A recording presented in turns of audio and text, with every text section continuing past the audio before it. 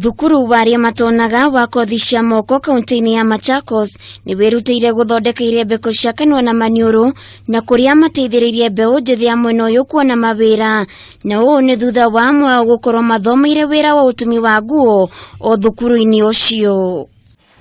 Ningetaka kuhimiza wananchi wenzangu Priscilla Nduku uria ni mwarimu munene thukuru-inĩ ũyũ uria tweretheire ikinya gwa ikinya uria makoretwo magithondeka irembeko ici oigĩte rungu rwa mathaa 24 mathondekaga irembeko 3,000. We've even reduced our price, taking into consideration that we do not incur a lot of cost and we make it cost effective. We are selling our masks at 30 shillings. If you procure more than 3,000 and above, we sell to you at 30 shillings. But if you buy one item, we sell it at 50 shillings.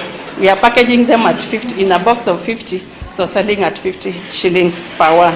Kuringana na Nduku, makiambĩrĩria guthondeka irembeko ici itanya rĩa ũrĩa rĩgũkorwo marĩ amwe arĩa marateithĩrĩria thirikari harĩ kũhũrana na mũrimũ wa COVID-19, ũndũ ũmwe na kũgeria arutwo ao kana nĩ makoretwo makĩmenya ũrĩa makoretwo magĩbundithio.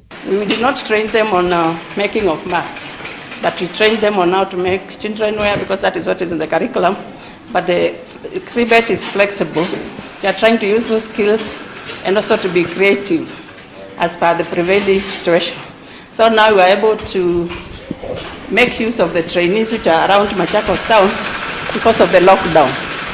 And we are also trying to adhere to the guidelines that the government has given. Niongereirie atĩ ũndũ ũyũ no ũkoretwo ũrĩ ũguni mũnene kũrĩ arutwo ao kuona nĩ makoretwo makĩmathĩra ũboco kũrĩa augĩte marendia karembeko kamwe na thogora wa ciringi 50, no mũndũ angĩgũra ire nyingĩ makagũithia thogora wa karembeko kamwe nginyagia ciringi 30. And then we are able to create even employability for even some of the people who are doing the mask now are not all our students. So it is a profitable idea.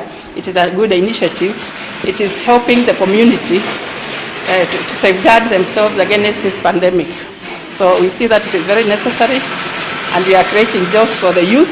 Mweneni wake Juma Musimi uria ni mũrũgamĩrĩri wa ũtumi thukuru-inĩ ũyũ oigĩte to irembeko iria ingĩthambio ciki marathondeka ĩndĩ nĩ marathondeka iria ihũthĩkaga nĩ mandagĩtarĩ. We not only make the masks but also the PPEs. As you can see on the other side, we have the PPE, the personal protective equipment, which is worn by doctors, nurses when they are attending to corona patients. So we also make the PPEs, and also, and as you can see, we have a washable mask and a disposable one. Patricia Musembi uria ni mũrutwo thukuru-inĩ ũyũ oigĩte nĩ akenereire rĩciria rĩrĩ amu nĩ ũndũ mũguno na makĩria woka nĩ gũkũria kĩheo gĩake gĩa ũtumi.